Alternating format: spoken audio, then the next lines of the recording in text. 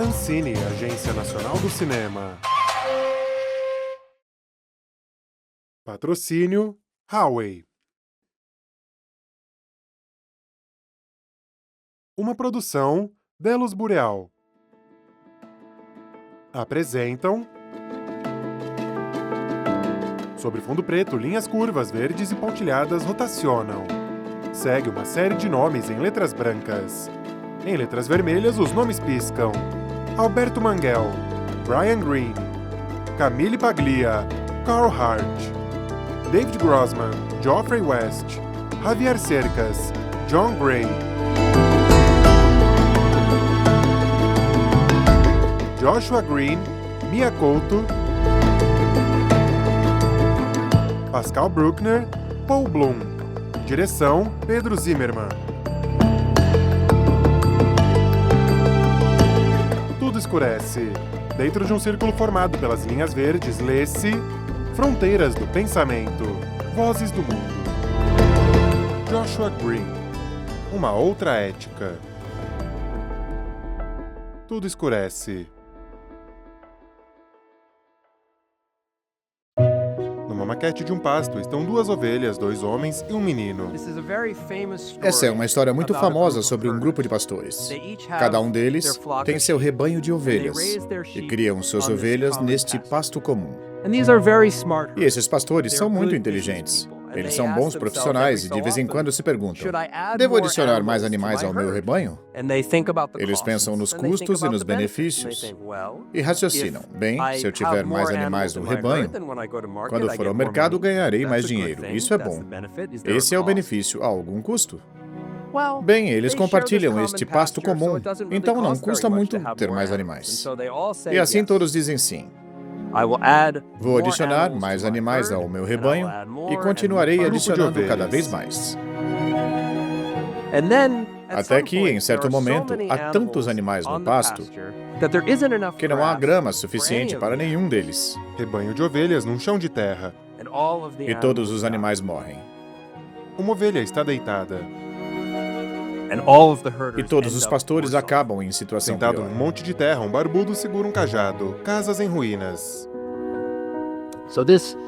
Essa famosa história da economia e da biologia é conhecida como a tragédia dos comuns. Caveira com chifres. Por que dizemos isso? É uma tragédia. O trágico é que não precisava ser assim. Todos poderiam ter um pasto fértil e um bom rebanho, e todos poderiam ter sido felizes. Mas o problema é que, se todos fizerem apenas o que é bom para si, meus custos e meus benefícios, todos acabam perdendo. Terreno desértico. Numa animação, algumas ovelhas estão na superfície do planeta Terra que está verdejante. E a razão pela qual essa história é tão famosa é porque ela captura a essência do problema da existência social, certo?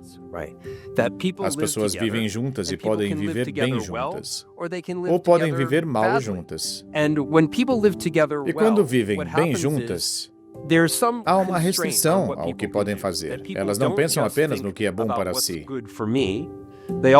Também pensam no que é bom para todos. Notebook sobre uma mesa. Meu tema de pesquisa é a moralidade. Tento entendê-la como filósofo.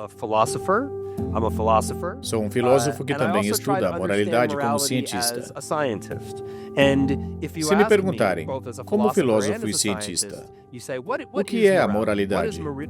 Do que ela realmente trata? Eu diria que a moralidade trata de resolver a tragédia dos comuns Pilha de livros. ou evitá-la. Ela é uma ferramenta ou um conjunto de ferramentas em nossas mentes que nos permite evitar a tragédia ao pensar não apenas em nós mesmos, mas também no bem-estar dos outros. Esse é o problema fundamental que a moralidade busca resolver. Um maço de notas está sobre uma mesa que está cercada por cadeiras. Assim, a versão laboratorial da tragédia dos comuns é um jogo econômico chamado Jogo dos Bens Públicos. Funciona assim. 4 pessoas entram no laboratório nos Estados Unidos. E cada uma recebe, digamos, $10. E lhes dito, esta é a decisão que devem tomar. Podem ficar com todo o dinheiro, ou colocar todo ou parte em um fundo comum. O valor do fundo é dobrado pelos pesquisadores e dividido igualmente entre os 4. Se você for um pastor esperto, faz as contas e pensa na melhor decisão. Percebe que, independentemente do que os outros fizerem, você lucra mais se ficar com seus $10.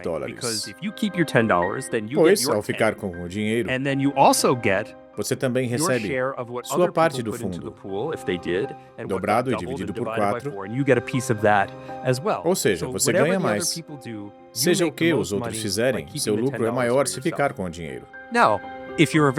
Mas se for generoso e pensar, não me importo só comigo, mas com todos, talvez eu me importe igualmente. Então coloca todo o dinheiro no fundo, pois quanto mais contribuir, maior será o montante total dividido entre todos, o bem maior.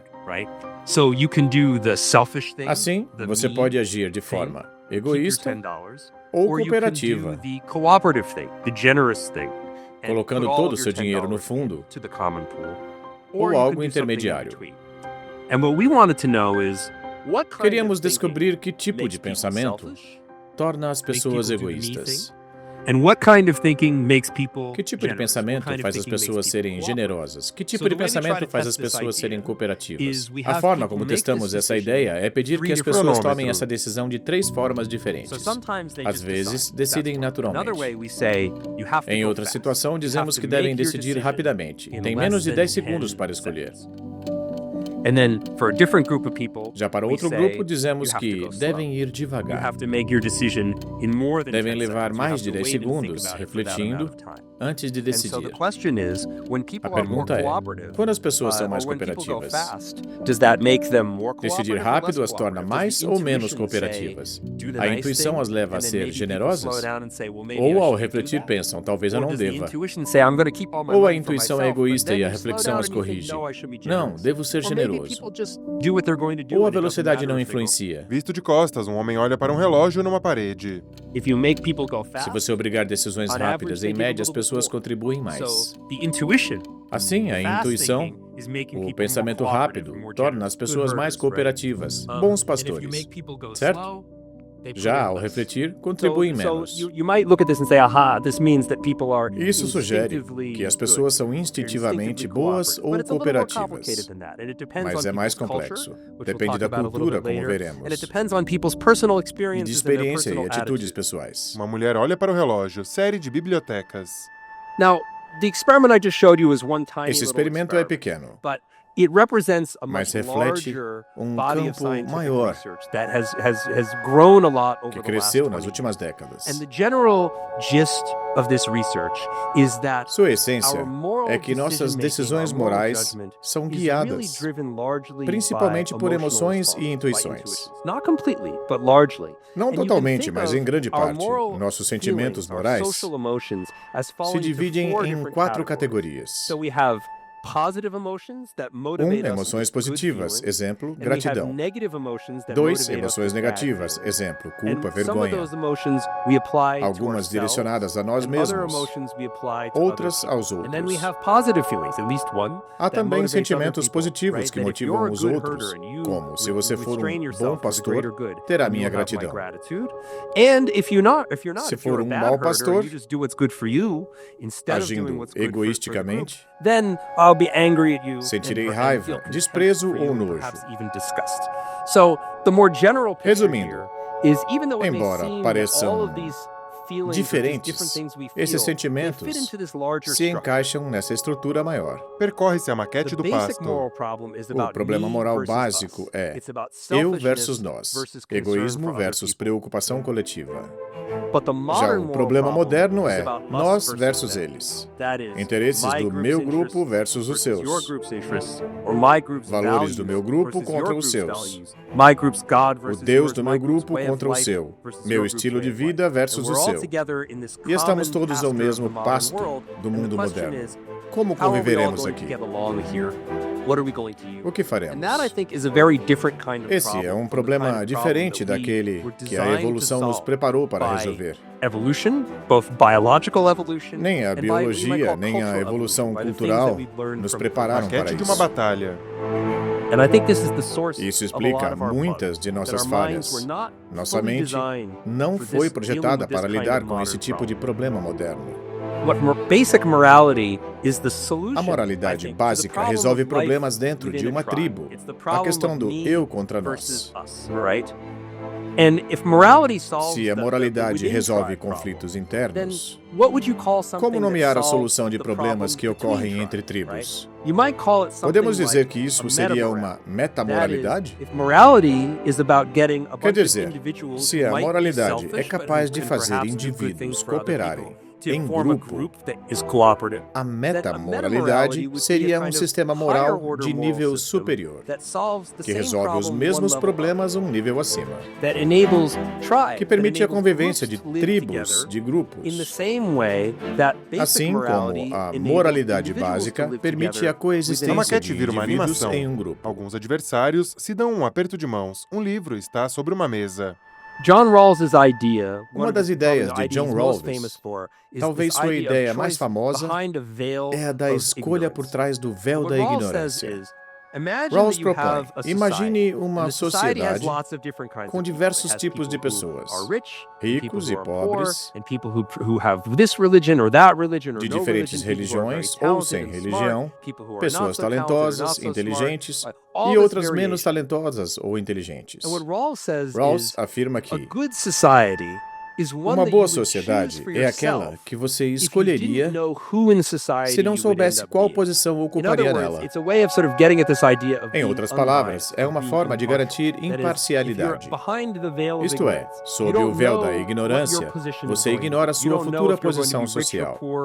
Não sabe se será rico, pobre, talentoso, etc. Uma sociedade justa é aquela que você escolheria ao considerar todos igualmente. Essa é uma forma de avaliar.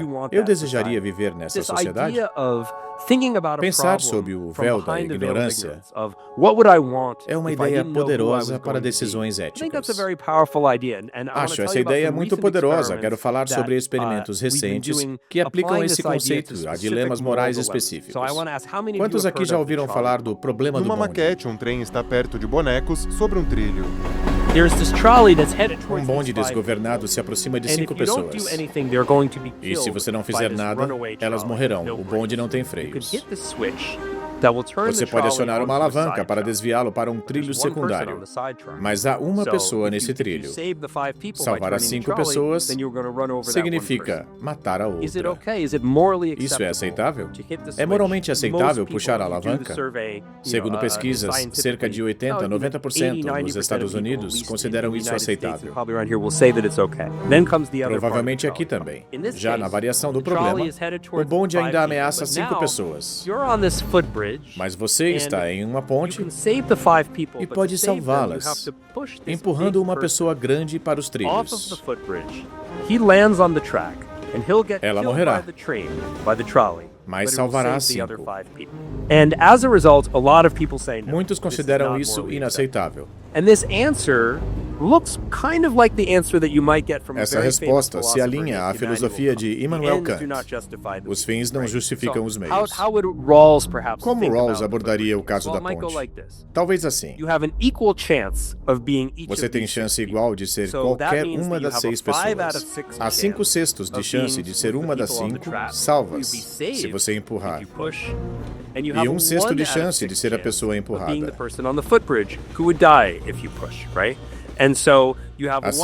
se você empurrar, terá 5 sextos de chance de viver. Se não empurrar, a chance de morrer é 5 sextos. Perguntamos às pessoas de forma egoísta. Se não soubesse quem seria, o que você escolheria? A maioria diz, de acordo com as probabilidades, quero que a pessoa empurre para que eu tenha 5 sextos de chance de sobreviver. É melhor que 1 sexto. Essa é a abordagem rawlsiana. Depois perguntamos, é errado empurrar? É moralmente aceitável? Após fazê-las refletir a partir das premissas de John Rawls, descobrimos que elas julgam moralmente aceitável empurrar. Se elas se perguntarem, o que eu faria se não soubesse quem eu seria? Os bonecos estão num carro azul em movimento. Nos Estados Unidos, há debates sobre a ética de carros autônomos. Um carro autônomo se dirige a 9 pessoas. Ele pode poupá-las, se for programado para isso. Mas, dessa forma, pode matar a pessoa que se encontra no carro. Aplicamos o mesmo método. Se você tivesse 90% de chance de estar na rua e 10% de estar no carro, o que você escolheria? Pneu a trita com asfalto. Você aprovaria uma lei que priorizasse salvar mais vidas? Gráficos no monitor. Fizemos o mesmo com um caso hospitalar. Desviar oxigênio de um paciente e usar para 9 cirurgias.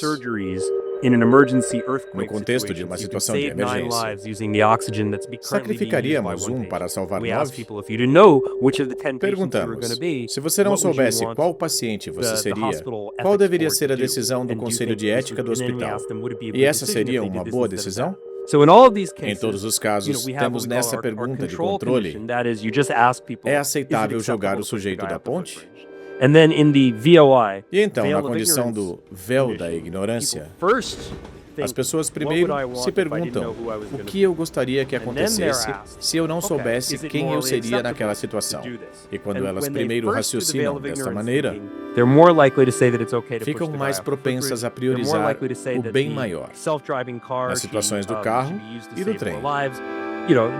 Seja você hobbesiano, utilitarista ou outro, é interessante ver como a perspectiva se altera quando temos esse distanciamento. O que faríamos se não soubéssemos nossa condição futura? Maquete de um rio ladeado por um matagal. O ponto principal é, independentemente da filosofia moral, entender a psicologia por trás. Para a vida tribal, o problema básico que os seres humanos enfrentam, nossas intuições morais, nossas emoções, podem realizar um bom trabalho em lidar com problemas básicos, como ser egoísta ou pensar nos outros. Nisso, os seres humanos são muito bons, biologicamente e culturalmente. Mas no mundo moderno, onde temos diferentes tribos com diferentes interesses, valores e tradições, não podemos resolver os problemas com a intuição. Afinal, cada tribo tem sua intuição sobre o que é correto.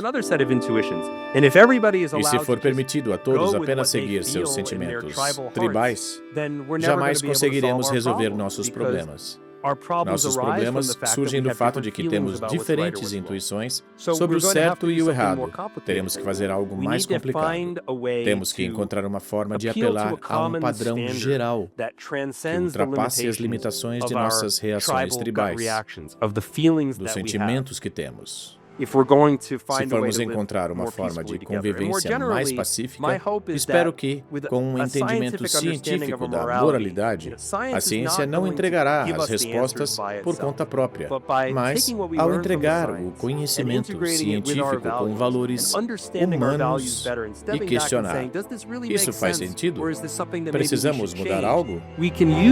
Unir nossas duas capacidades únicas, razão e empatia, unir tudo isso e nos tornarmos ainda mais humanos do que já Sentadas a uma somos. mesa, pessoas sorriem. Tudo escurece. Direção: Pedro Zimmermann. Produção: Rodrigo Berto Matias. Roteiro: Roberta Marossi, Corominas e Cier. Fotografia: Pedro Zimmermann.